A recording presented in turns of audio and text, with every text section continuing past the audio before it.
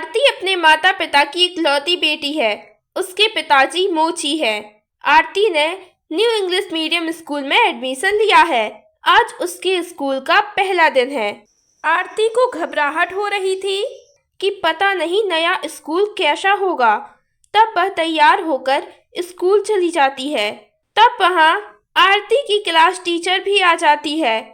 Hello बच्चों, मेरा नाम सबिता है। मैं आपकी क्लास टीचर हूँ। आप सभी बारी बारी से मुझे अपना इंट्रोडक्शन दीजिए।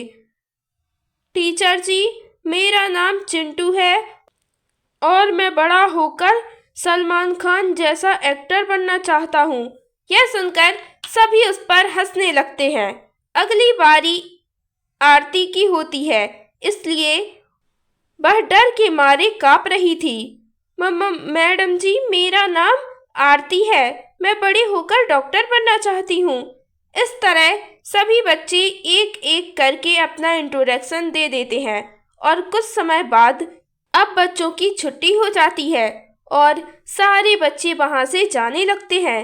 तब स्वीटी नाम की लड़की उसके पास आती है।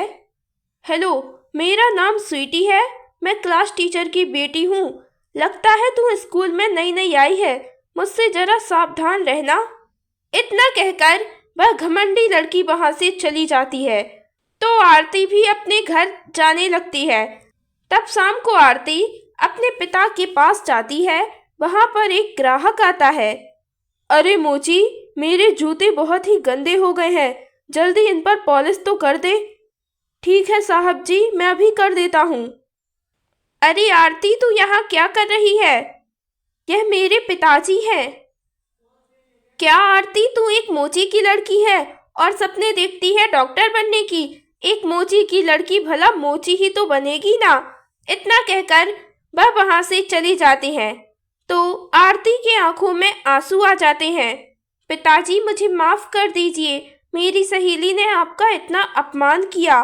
कोई बात नहीं बेटी, मैं तो पढ़ लिख नहीं पाया, पर मैं चाहता हूँ कि तू पढ़ लिख कर डॉक्टर बन जाए और अपने माता पिता का नाम रोशन करे।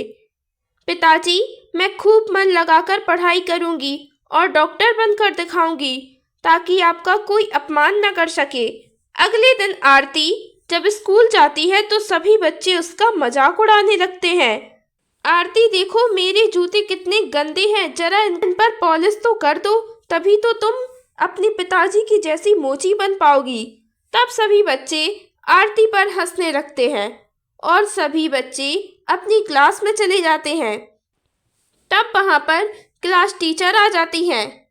स्टूडेंट्स, अगले महीने से आपके एग्जाम है, इसीलिए पूरी तैयारी कर लेना।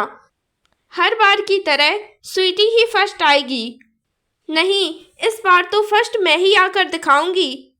अच्छा, मेरी मम्मी क्लास टीचर हैं, इसलिए इस बार मैं ही फर्स्ट आऊंगी। ऐसे ही कई दिन बीत जाते हैं और आरती दिन रात एक कर कर पढ़ाई करती है। आरती पूरे लगन से अपना एग्जाम देती है। अब एग्जाम के रिजल्ट का दिन आ जाता है। आरती के दिमाग में बस यही घूम रहा था कि वह फर्स्ट आई होगी या नहीं। जब वह रिजल्ट देखती है तो वह हैरान रह जाती है, क्योंकि फर्स्ट तो क्या, वह मुश्किल से पास ही हो पाई थी और हमेशा की तरह स्वीटी ही क्लास में फर्स्ट आई थी। तब आरती प्रिंसिपल मैडम के पास जाती है। मैडम जी, मैंने सारा पेपर सही किया था, फिर भी मेरे बहुत कम मार्क्स आए हैं। मेरे साथ अन्याय हुआ है मैडम जी, मेरी मदद कीजिए। क्यों मैडम, क्या चल रहा है? यह लड़की सच बोल रही है।